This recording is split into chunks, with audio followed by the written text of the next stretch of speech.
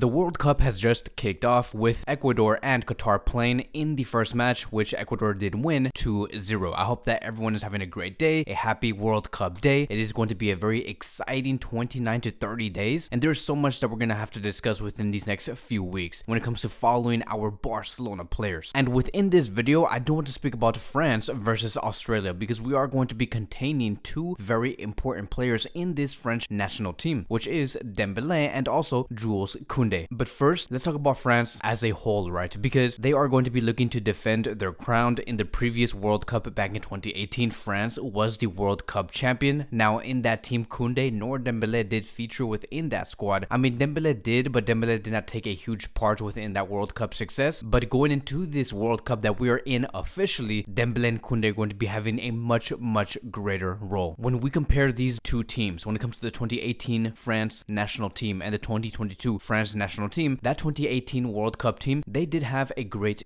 team with Kylian Mbappe being the face of that success. This version of 2022 though is much different. I think that there are more stars. It does not just revolve around Kylian Mbappe, and there are way more players that can provide more goals, more assists, create more chances, etc. Like individually, I do believe that the 2022 French national team is much better. But the big question is going to be this: can they be as cohesive as they were back in 2018? That is going to be the biggest and ultimate question, because if you look at the 2018 national team and what they did 5 games before their World Cup debut, they had a total of 3 wins, 1 tie, and 1 loss. We look at the current national team and look at their past 5 games, they have 1 win, 2 ties, and 2 losses. So you can see that France were in much better form 4 to 5 years ago compared to the one that we have today. So as a collective, they have not produced the best results. Again, they do have better individual players, but it all comes down to, can they play like a team? Because that is how France did win that 2018 World Cup. Can they come in just in time and pick up their level in order to have a great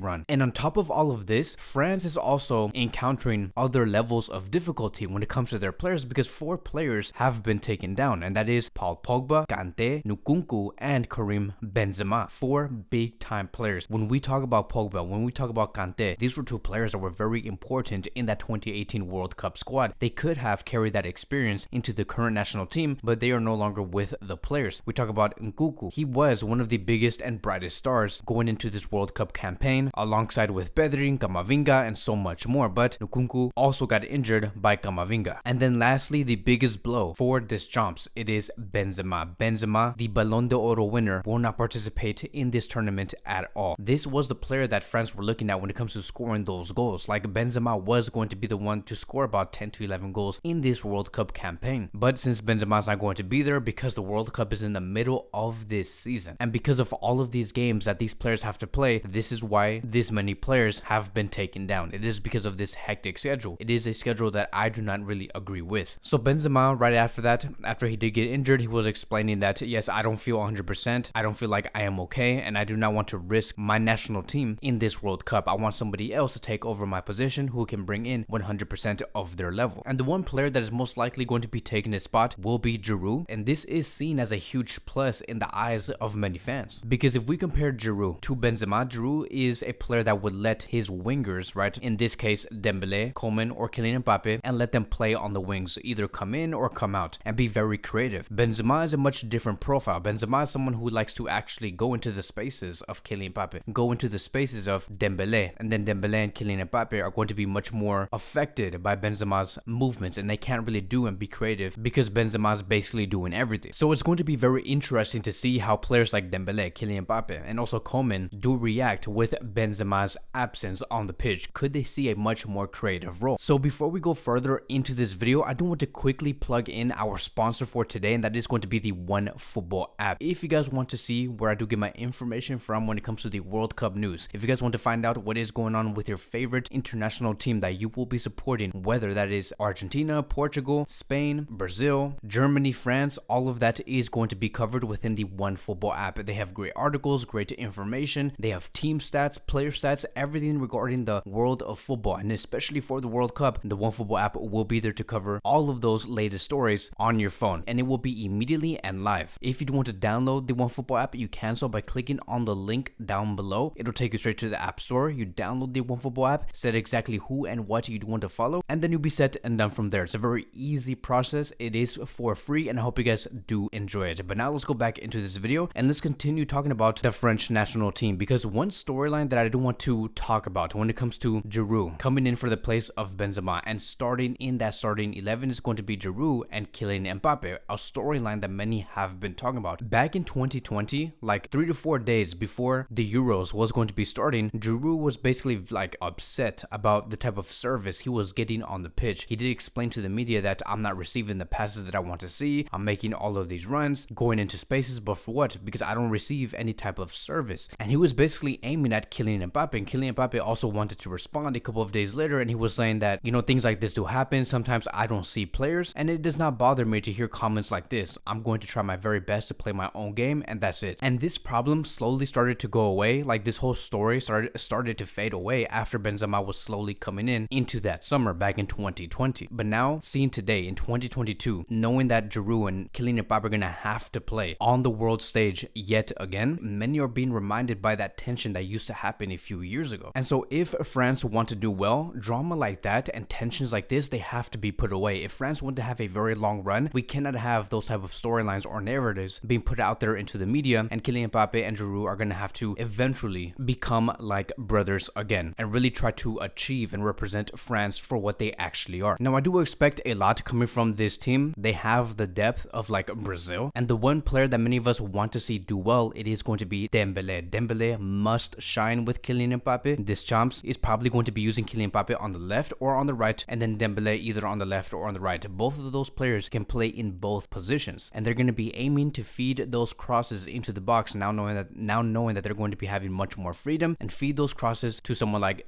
Giroud inside the box. And what's going to be very interesting is what's going to be the personality of Dembele. Like, what can Deschamps trigger from Dembele in order for him to be at his very best? Can this player, Dembele, react when France is either on a tie or they're losing within the game? Can he actually come back with like a goal or provide an assist? Can this player speak out against calls that do go against France? Can this player also be as consistent as he was with FC Barcelona? Can he provide 2 assists within a span of 5 to 8 minutes? Can he create 5 to 6 chances within a span of 20 minutes? So everything does indicate, according to many reports within the media, that Dembele will be starting going up against Australia. And the other player that may start could be Jules Koundé. Now, there is going to be way more competition when it comes to Koundé, because there is players like Upamecano, they have Lucas Hernandez, Konate, Varane, who is currently injured, but they have Varane and they have Saliba. So they have great center backs and so many center back choices. Most likely, we're probably going to be seeing a back three, which is going to be including Koundé as the right center back, a position that he has already taken with FC Barcelona. Then we're going to be having Upamecano in the middle and Lucas Hernandez as the left center back. That will probably be the strongest defensive line Deschamps could display. Now, there has been many different backlines that we have seen in the past 10 games for France, so it's very hard to predict what we could see on that field. But most likely we will be seeing Koundé starting because he is in great form. And if France want to dominate the opposition, if they want to score, if they want to have that high line and really play on the opponent's half, players like Upamecano, Lucas Hernandez, and Koundé have to be there, who are very comfortable being in a high line. So let's see how France do perform against Australia. That is going to be wrapping up today's Barcelona daily news regarding Dembele and Koundé. Thank you guys so much for watching, and I will see you guys in the next video.